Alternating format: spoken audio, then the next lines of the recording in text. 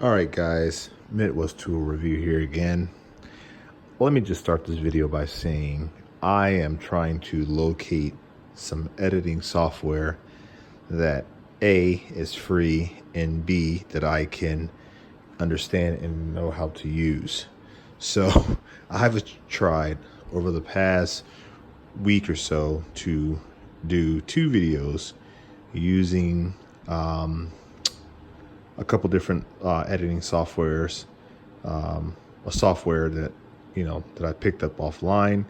I don't know if it's my computer, the age of my computer and the processor, or my lack of or inability to understand the software, but nonetheless, I've not been very successful. Okay, so I've completed 2 restorations, and the restorations, in my opinion, came out great. However, I have the video clips of them, but that's going to be shared with you guys at a different date. I'm just going to simply show you guys what I've restored. You guys can leave comments. Please leave me a comment if you know a free software program for editing that I can use and that you think would be easy for me to operate. Okay, so let's get on it. So the first thing I restored here, if I can find it. All right.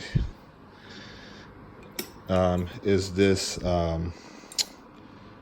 see if I can flip it around here. It's this Vulcan Manufacturing. Let's get it over here so my fingers are not in the way. It's this Vulcan Manufacturing, Winona, Minnesota, crescent wrench.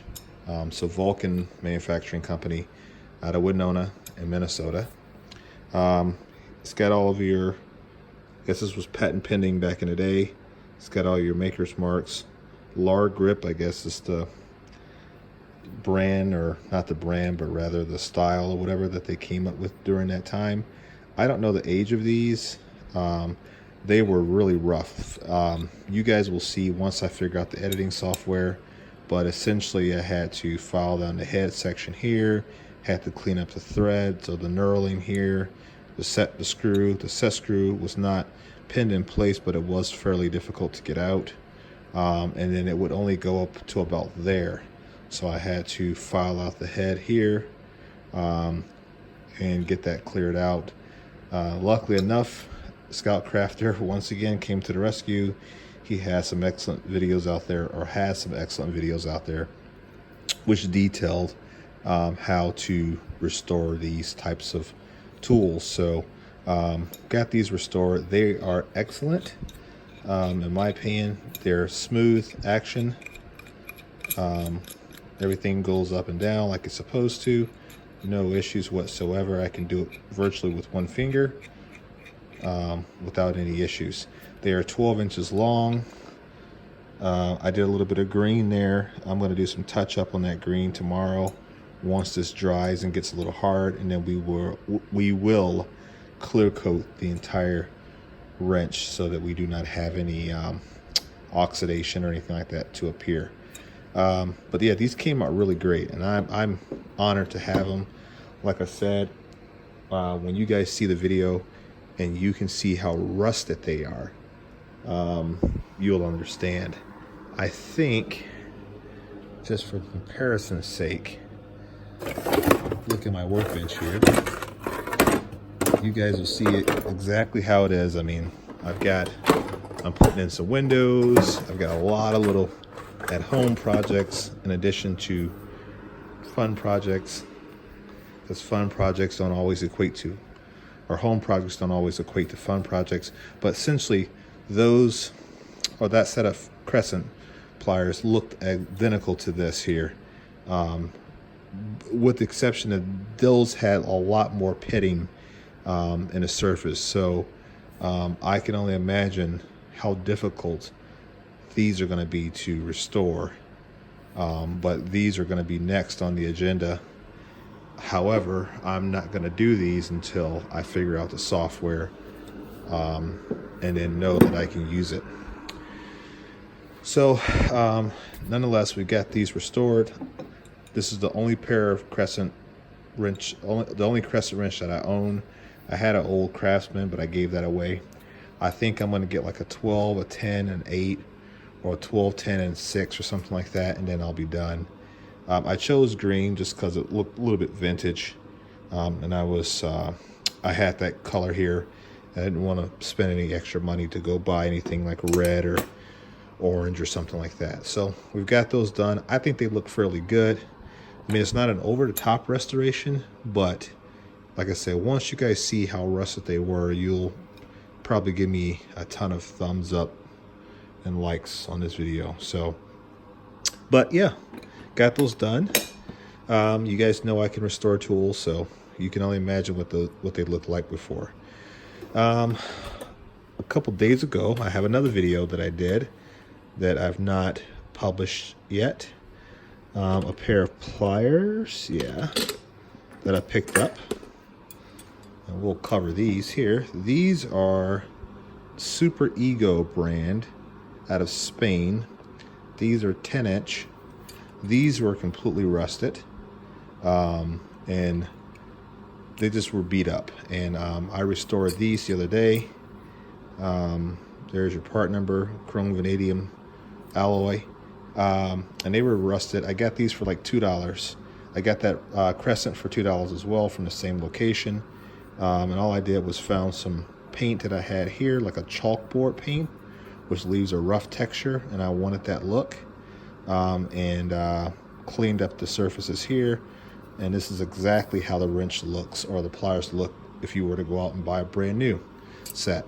And I think these here go for roughly, I think they're sold in the UK, but roughly they go for $30 or $40, I believe, if I remember correctly, US. So I felt, yeah, these are pretty good buy for $2 and a couple hours of restoration. So, but yeah, they're nice. They're straight, really good teeth. I did a little bit of filing on the teeth, not a whole lot, but a little bit of profiling to kind of bring them into better condition, and they turned out great in my opinion. So not that I needed another set of pliers, but I saw the red handles. I thought, well, maybe they're going to be like a Knipex. They're not Knipex. They're not even like Knipex in some regard, but for the price, tool restoration is just my hobby currently, so I was pretty happy about that. Let's see here.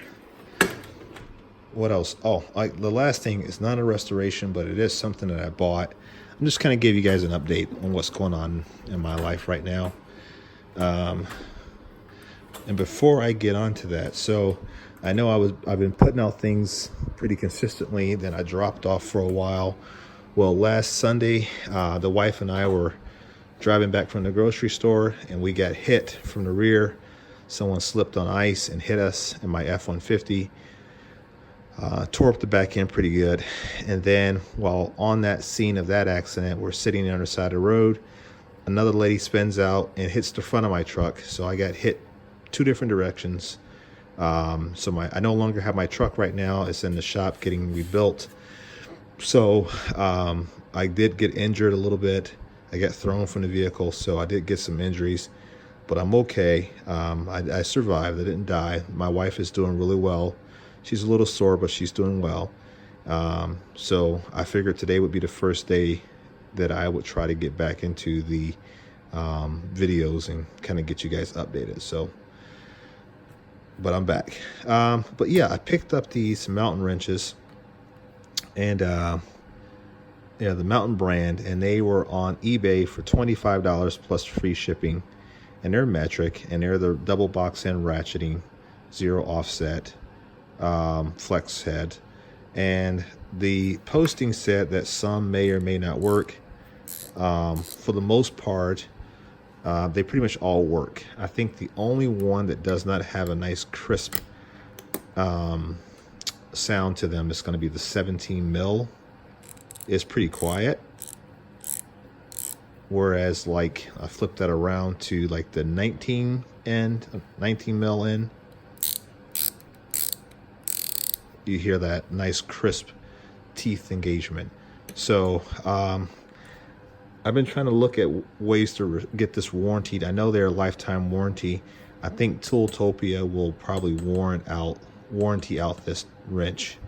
But I've also got a 8 mil and a 10 mil, or 8 mil and a 10 mil, which is pretty cool because we all know that 10 is the most popular fastener size nowadays, and a 10 is really good condition. So we got 8, 10, 12, 14, 13, 15, 17, 19. I think it was like missing the 16, 18, I guess it was. And but I got these for 25 bucks. I have some SK, which I heard, I don't know if this is the truth, but I heard SK was the first manufacturer of the double box end zero offset ratcheting wrench. And if that's the case, these might be in fact the very first ones. And these were great too. I paid 20 bucks for these, and they work perfectly fine. Paid 20 bucks, and I've got these in metric as well. Let's see here, 18, 16, 18. Let's see here, 12, 13, 10, 11, which I didn't realize I even had a 10 in that. And then a 8 and a 9. So yeah, I'm pretty set on double box end wrenches now. And then I've got assortment of other ratcheting wrenches and brands and stuff like that. So you may notice that the toolbox is slightly changed. I guess somebody used that for opening a can of paint or something like that, huh? Kids, I bet, or the wife. But nonetheless, so I'm trying to get rid of some tools. I'm getting rid of some stuff. I've moved some things over to my go bag or my everyday carry bag. Some of the duplicates and triplicates, moving those out, kind of reorganizing the box. And the purpose of that is to kind of take a evaluation as to whether or not I truly need another box. I believe I do.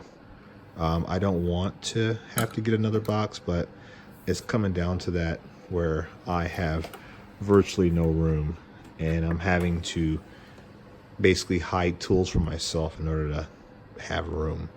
So yeah, so that's pretty much it, guys. Like I said, I'm healthy, I'm back. I'm gonna start back doing some more videos here in the next couple days. I'll probably put out one tomorrow. If you guys want, I can do something tomorrow, and we can see what you guys like. So I don't think I'm gonna start on these, like I said, because I want the editing software. I don't know what else is in there or what else I want to start working on. Oh, I know what I'll do. I think we're going to do this. So I got this Ford wrench here. It was covered in blue paint. There's some old paint there. I think somebody tried to restore it and they failed miserably. But we're going to go ahead and restore this and get this polished up Scout Crafter style. I think we're going to do like maybe, I was going to say red, white, and blue, but I think maybe red and white. You guys leave a comment if you want something else. But what we're going to do is this will be color in here, up through here, and then these edges here will be chromed. This will be polished. The fort will be filled in with a color, and then maybe the lettering outlined in white or something like that. So I don't know. This will be our project for tomorrow. So if you want to see that project, you know, leave me a comment, let me know.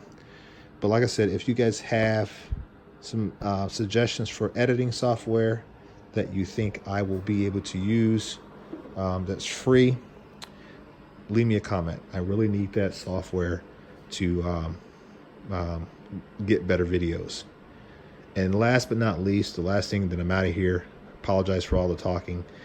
We're at 800, I think 800 subs. We're trying to get to that 1,000 mark. So if anybody you know likes tool restorations, you know, from an average guy, not like over the top, like, you know, I got 1 million subscribers status top, you know, perspective, but rather just an everyday guy you think would enjoy my videos. Send them over to my channel, have them subscribe to it, and let's see if we can get to that 1,000. Once we hit 1,000, I am going to do a giveaway. I'm just going to polish up a tool, something that means something to me, not just some random tool. I'm going to find something, go out, look for something really nice. I'm going to go over the top. If it takes me a week to get it done properly, I am going to personalize it and send it out to someone for a giveaway. Be a random selection, but we'll do something really cool about that. So try to help me get to 1,000, guys. Let me know if you got some ideas for editing software, and leave me a comment about what we need to do with the Ford wrench here. And let's see what we can figure out. All right, guys, it's late. Talk to you later. Peace.